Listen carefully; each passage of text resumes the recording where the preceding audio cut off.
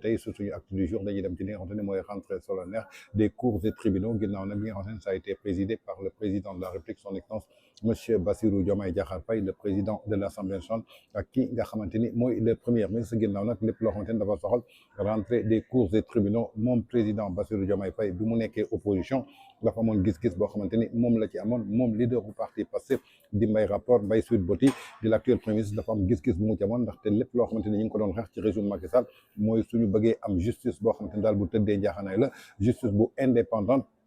il faut que président de la République génnee loxoom ci li nga xamante ni mooy conseil supérieur de la magistrature bokkoon na ci seen combat bokkoon na ci seen xeex moom Mbaye Rapport Mbaye Sweet Boti muy l'actuel premier ministre dafa xamoon ni que daal bés bu leen yàlla joxee li nga xamante ni mooy pouvoir bi lii di pouvoir exécutif bi muy président de la République dina génnee loxoom ci li nga xamante ni mooy conseil supérieur de la magistrature waaye bii mooy deuxième rentrée solennelle bi nga xamante ni moom la ñuy jagleel cours et tribunaux yi waaye teewut ba tey ji ñoom génnuñu ci ku ci nekk gis nañu incident yi nga xamante ni moom la ñu nemmeekoon ci at bi nga xamante ni moom la ñu génnoon muy atum 2025 ginnaaw nag bi nga xamante ni ñoom ci seen bopp ñëw na muy moom premier ministre di Mbaye Sweet Boti àndoon na kii nga xamante ni mooy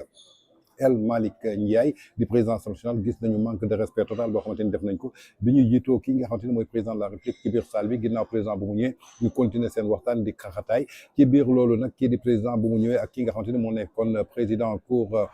suprême du conseil constitutionnel di Badio Camara feu di ñaan yàlla oyofal suuf ci kom gis nañu incident bi nga xamante ni moom lañ defoon respecté wuñu dara lépp lu jëm ci protocole li nga xamante ni mooy présidence de la République ci biir loolu nag Moustapha Diakhaté yëkkati woon na benn kàddu daal leen ko tuddee ne ay guñaafiye lañu ba Moustapha Diakhaté caabi daal di koy féytee ginnaaw kon ay vrai guñaafiye lañu dafa mel nag tir boobu daal dinañ koy rectifier ci li nga xam daal mooy rentrée solennelle effective bi nga xam daal gis nañ ko ci atum 2026 bi nga xam daal amal nañ ko ginnaaw nag image bi nga xamante ni daal moo symbolisé li nga xamante ni tey ji maanaam mooy clôture bi gis nañ daal benn image boo xamante ni tey jii suñ ko comparé image boo xamante ni moo amoon 2025 wuute na trop muy image bi ngeen di gis ni donc mu nekkoon rentrée solennelle bu 2025 ak rentrée solennelle bi nga xamante ni mooy bu 2026 gis ngeen foofu ki nga xamante ni maanaam mooy leader bu parti Pastef di Mbaye Rapport Mbaye Sweet Boti di l'actuel premier ministre El Malick Ndiaye ak ki nga xamante ni mooy président de la République ak ministre de la justice bu fi nekkoon jamono jooju mooy kii di Ousmane Diagne ñoom ñëpp dañu taxawoon daal ci kanamu ñi nga xamante ni mooy magistrat yi gis ngeen nag en 2026 soppeeku yu ci am daal dellu siwaat nañu daal delloowaat buum ca boy boy ba waaye lu ma ci jaaxal nag ci photo bi gisuñu ci nag kii nga xamante ni mooy Mbaye Rapport Mbaye Sweet Boti Mbaye soskat kii di premier ministre bi moom bokkul bi yoon ci li nga xam daal mooy photo bi donc ce qui montre que daal am na ay jéego yoo xamante ni ñu ngi koy def ci justice bi ginnaaw loolu nag moom mi nga xamante ne daal moo président cour suprême en tout cas dafa répété waat daal même phrase yoo xamante ni moom la répété woon daaw dama bëgg ñu déglu ji ko dellu si waat. Il appartient néanmoins à l'institution judiciaire de tenir sa juste place. Elle ne se gouverne ni par l'émotion ni par la clameur, mais par la loi, la constance et la mesure. Elle progresse avec retenue, non par crainte, mais par respect pour une charge plus lourde qu'elle-même. Elle sait que toute précipitation est une trahison du droit, mais également que toute complaisance avec l'air du temps est une abdication de sa mission. En ces heures où l'on voudrait que la justice se fasse plus bruyante et plus prompte à épuiser les impatiences du moment, il n'est peut-être pas inutile de rappeler que sa grandeur réside dans sa fidélité à ce qui fonde l'état de droit, à savoir la mesure, l'indépendance et la permanence des principes. Son indépendance n'est ni un privilège, ni une protection personnelle pour le magistrat. Elle est une exigence constitutionnelle, une garantie offerte à chaque justiciable. En cette nouvelle année judiciaire, nous réaffirmons donc dans la sérénité notre attachement à une justice consciente de son époque, mais insoumise à ses emballements, attentive à l'attente légitime des citoyens, mais fidèle aux principes qui la commandent et qui la défendent. kon ñoo ko déggandoo muy kàddu yi nga xamante ni moom président cour suprême daal dina koy yëkkati mu doon même phrase boo xamante ni yëkkati woon na ko daaw loo xamante ni tey jii dafa soxal muy luy suñu justice ñu bare nag jàpp ni que daal jamono ji justice bi nu mu tëddee maanaam bare na daal ay failles yoo xamante ni nemmeeku nañ ko si ndaxte lii nga xamante ni mooy loxo politique jógee daal ci kii nga xamante ni mooy Mbaye Rapport Mbaye Sweet Boti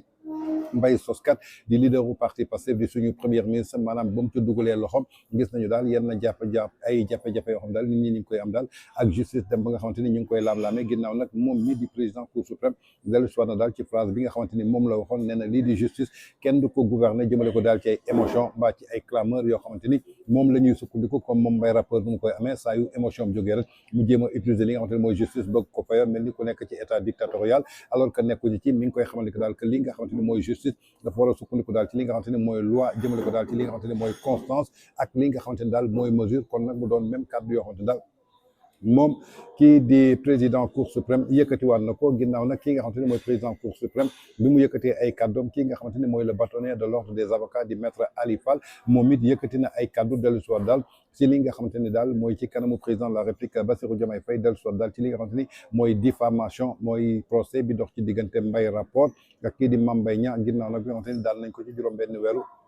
kaso amande ko ci 200 millions mu jural ko inéligibilité ginnaaw li nga xamante ne mooy rabat d'arrêt ñu daal di koy rejeté définitivement mu juralaat ko beneen inéligibilité en 2029 muy wut daal bépp prox ndoll boo xamante ne mën na fa jaar pour daal di saboter justice bi ba nga xamante ni candidature am dañ koy daal di daganal ndaxte barki démb dégg nañ ko ci ki nga xamante ne mooy ministre de la justice am di marionnette am boobu di Yacine Fall kaddu yu mu yëkkati daal ci procureur général boo xamante ne saisir na ko pour que ñu saytuwaat dossier bi nga xamante ni cour suprême daal di koy rejeté carrément moom maître Ali Fall di bâtonnier de l'ordre des avocats yëkkati na ci ay kaddu nañ ko déglu ji dellu soir suivre et réprimer. Plus grave encore, je note la prolifération des discours de haine, tellement faciles à diffuser avec les nouveaux supports numériques qu'ils sont difficiles à poursuivre, circonscrire, surtout quand ils sont transfrontaliers, à juger et sanctionner. La diffamation, infraction pourtant très simple à caractériser, dans ses éléments constitutifs comme dans son régime juridique, se complexifie par les moyens numériques utilisés. Il pose de vrais débats sur les auteurs, co-auteurs, complices, tels que définis par le Code de procédure pénale, puisque les personnes punissables deviennent moins visibles, difficilement identifiables ou localisables. S'agissant du droit des affaires, le commerce électronique se développe, se spécialise de plus en plus et interpelle le juge sur plusieurs sujets sensibles dont la loi applicable, la juridiction compétente, la digitalisation permettant en effet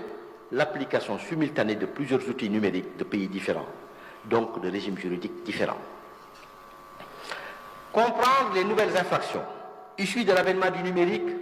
est déjà un exercice. kon ñoo ko déggandoo muy kaddu maître Ali Fall di bâtonnier de l'ordre des avocats ginnaaw nag moom bu mu jëlee kaddu daal ci li nga xamante ne moom la ñu jàgle woon lii di rentrée solennelle jëmale ko daal ci cours et tribunaux mu doonoon nag loo xamante ni moom président de la République Bassirou Diomaye Faye moo ko jiite woon moom maître Ali Fall dellu sonn daal ci li nga xamante ne mooy diffamation lu mu tekki ginnaaw nag bi nga xamante ne tey jii ki jiite suñu gouvernement di suñu premier ministre moom dañ ko daal di condamné pour li nga xam daal mooy diffamation doo dem nag ci benn dëkk boo xamante daal bu normal la boo xamante ne tey jii dafa respecté état de droit ñuy gis nag kit koo xamante ne tey jii dañ ko condamné pour diffamation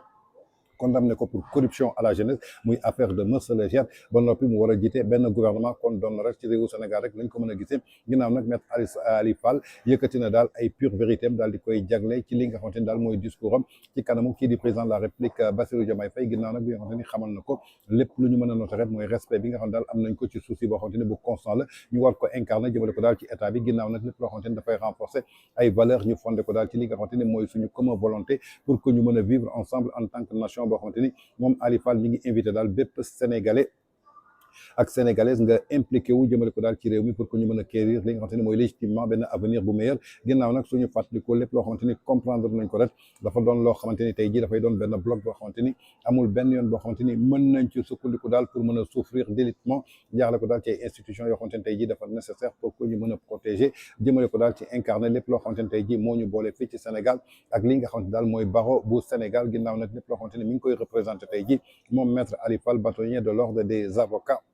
mi ngi salué bu baax a baax lépp loo xamante ne tey jii mooy particulièrement attachement am jëmale ko daal ci ay valeurs yoo xamante ne tey jii suñu sukkandikoo ci ki nga xamante ne mooy madame le ministre garde des Sceaux di la marionnette de Mbaye rapport di madame Yacine Fall jëmale ko daal ci justice bi nga xam daal kii di vice-président du conseil supérieur de la magistrature lépp loo xamante daal installé nañ ko ci seen fonction depuis que daal ay weer da nga xamante ni ñi ngi occupé seen fonction ñi ngi apprécier daal benn intérêt boo xamante ne dafa soxal ay échange yoo xamante ni suñu sukkandikoo nag ci entretien yoo xamante ni tey jii lépp luñ ci mën a wax daal mooy daal di déglu lépp loo xamante ni ay actes judiciaire jëmale ko daal ci loo xamante ni tey jii mën nañ ko indiquer jëmale ko ci service public jaarale ko daal ci li nga xamante ni mooy benn justice de qualité boo xamante ni ñëpp moom la ñu sàkku ginnaaw nag lépp loo xamante ni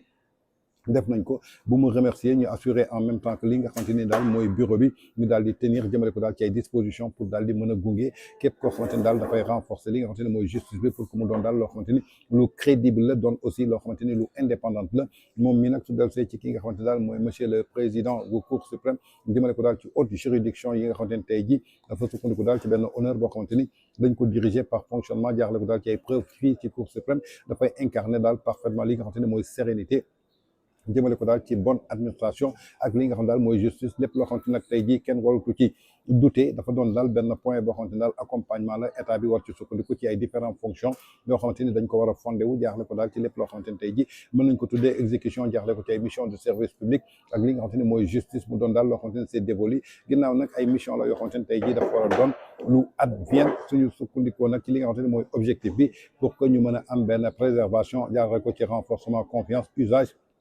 justice ak collaboration bi nga xamante ne tey jii képp kuy acteur justice da nga war a fondé wu ci li nga xamante ne tey jii moom la ñuy tuddee loyauté jëmale ko daal ci performance ak li nga xam daal mooy dévouement ginnaaw nag li nga xamante ni mooy barreau bu Sénégal mi ngi affirmé waat ci baatu ki nga xamante ne mooy maître Ali Fall di bâtonnier de l'ordre des avocats force am ak indépendance am jëmale ko daal ci ñu joué ko ci benn rôle boo xamante ni daal bu persévération lay indi jaarale ko ci développement boo xamante ni dafay jaar ci wàllu justice bu dëgër indépendante ci service exclusif boo xamante daal peuple sénégalais bi moom la ñu sokku ginnaaw nag ci lépp loo xamante ni moom maître Ali Fall wax na ko bu muy tëj lii di discours am ci baatam daal lii di bureau bi daal mi ngi réitéré waat lépp loo xamante ni mooy seen engagement bu noble jaaxle ko daal ci fàttaliku lépp loo xamante ni daal avec solennité wax nañ ko mën a requérir jëmale ko daal ci veillu li nga xamante ni tey jii wax nañ ko mën a sauvegarder ci ay valeurs yoo xamante ni daal vertu la yu sacré jaaxle ko daal ci justice muy kàddu yoo xamante ni moom maître Ali Fall di bâtonnier de l'ordre des avocats yëkkati na ko daal ginnaaw nag bi nga xamante ni ñi ngi nekkoon ci rentrée solennelle bu cours et tribunaux boo xam daal moom la ñu amaloon ci biir loolu nag yaakaar naa ni kii nga xamante ni mooy président de la République Bassirou Diomaye Faye leader bu parti Pastef di Mbaye Rapport Mbaye Sweet Beauty Mbaye Soskat di suñu premier ministre waroon nañu am gàcce ci li nga xamante ni ñi ngi ko doon révélé ci kanamu seen ay militants di ko demale ci kanamu le peuple sénégalais ginnaaw nag seen loxo dañ koy génnee ci conseil supérieur de la magistrature pour que justice bi ñu bëgg ñu daal di koy am waaye gis nañu boobu ba tey génnuñu ci waaye tey ji la justice bi gën a sooxe ndaxte gis nañu la main politique de Mbaye Rapport Mbaye Soskat Mbaye Sweet Beauty moom mi ngi ci biir ndaxte tey jii lépp lu ñu am ci jafe-jafe ak justice kenn indiw ko lu dul moom en tout cas mu doon daal quelque chose boo xamante ni jëlee nañ ko fële ci nga xamante ni mooy rentrée solennelle des cours et tribunaux.